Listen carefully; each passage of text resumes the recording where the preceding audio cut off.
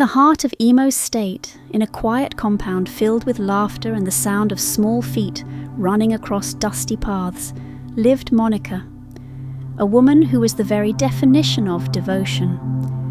For 22 years she stood by the side of her husband, Okechukwu, a tall, hard-working trader with dreams as wide as the river Niger.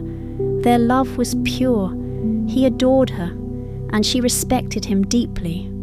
They weren't wealthy, but they had what many longed for: peace in their home, joy in their children, and a love that felt like morning sunshine. Every 2 weeks, Okechukwu would travel all the way to Benue State to buy gari and yam in bulk, then return to Imo to resell them in local markets.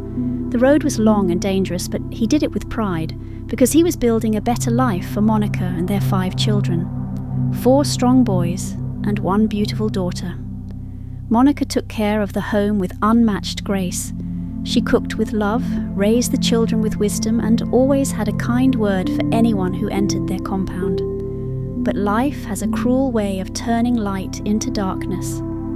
One rainy day, Okechukwu never made it back. His bus skidded off the highway near Nsukka while returning from Benue. The call came at dawn. The screams from Monica that morning could break a heart of stone.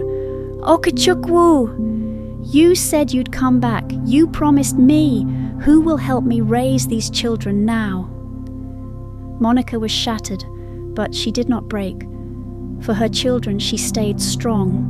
She held on to her faith, and every night she lit a candle by his picture and prayed. But 6 months later, something strange began to happen. Her clothes didn't fit the same. She felt constantly nauseous, weak, and then her belly began to swell. The gossip started small. Is Monica putting on weight? Or is it what we're thinking? Soon it spread like wildfire. The widow is pregnant. She denied it. She was confused. She cried. Because Monica truly didn't know how it happened. She had no memory of ever being with a man since Okechukwu died. Then came the day that broke her all over again. Okechukwu's uncle, a respected elder in the family, summoned her. She sat before the elders, her head bowed, her stomach visible beneath her wrapper. "Monica," he said sternly, "we respected you, we honoured you, but look at you now. Okechukwu is barely in the ground, and you carry another man's child." Tears filled her eyes. "Papa, I swear on his grave, I don't know how, I don't know who." The room went silent. The judgment was passed in their eyes, and shame wrapped itself around her like a second skin. But Monica couldn't rest. She needed answers. She needed the truth. She cried almost every night, burying her face in her pillow so her children wouldn't hear. But deep inside she was confused. She couldn't remember being with any man since her husband's death. Desperate, she went to Imo State General Hospital for tests. The nurse came out with the results and said, "Madam, congratulations, you're 10 weeks pregnant." The walls spun. Monica almost fainted. She clutched her wrapper, shaking her head violently. "No, no, this is not possible. Who did this to me?"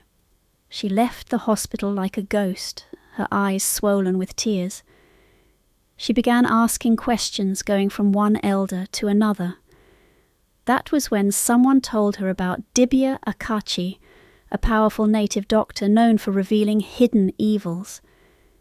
When she arrived, the Dibia didn't ask many questions.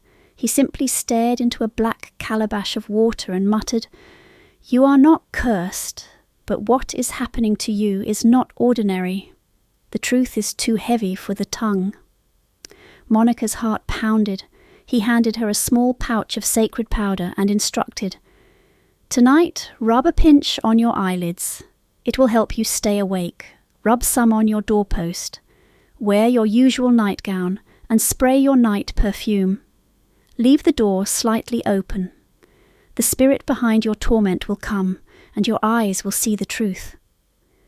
That night, Monica followed the instructions.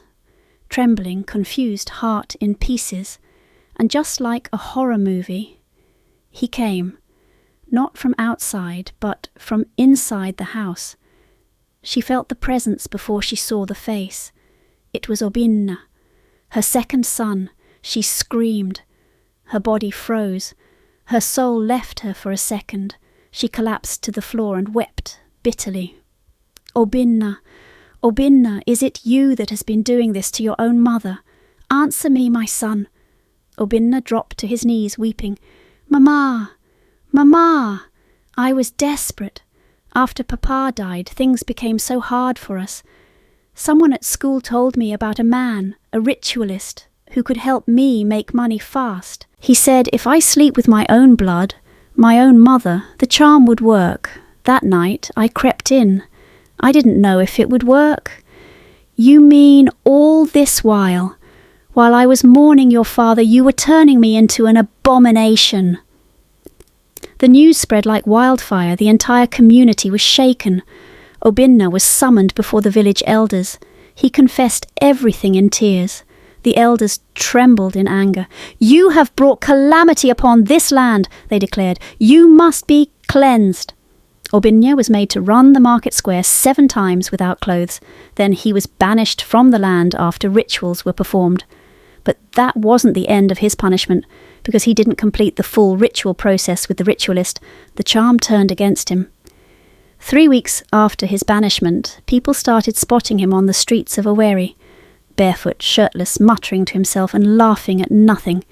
He would wander into traffic, speak to invisible beings, and scream in the middle of the night. He had gone mad. The once brilliant boy, Monica's son, was now a shadow, roaming the streets like a lost soul. When word reached Monica, she collapsed. How did my life come to this? She cried. What did I do to deserve this pain? Broken and disgraced, she packed her few belongings and returned to her mother's village to hide from the shame. But even there, peace refused to find her. When it was time to deliver the child born of sorrow, the labour was long and painful, and in the end, the baby died. No cry, no heartbeat, just silence. Monica held the lifeless child and sobbed like a woman who had lost everything. Her husband, her pride, her name, her peace. Now, every night, she stares at the ceiling in the dark and asks just one question. Where did I go wrong? And the silence always answers back. You didn't. The devil just came too close. Sometimes evil doesn't come from strangers. It comes from those we love and trust the most. Always pay attention to the signs. Ask questions. Protect your peace. And remember, silence may keep you safe for a moment, but the truth will always set your soul free. Please like, share and subscribe to Bliss Tale TV for more educational stories.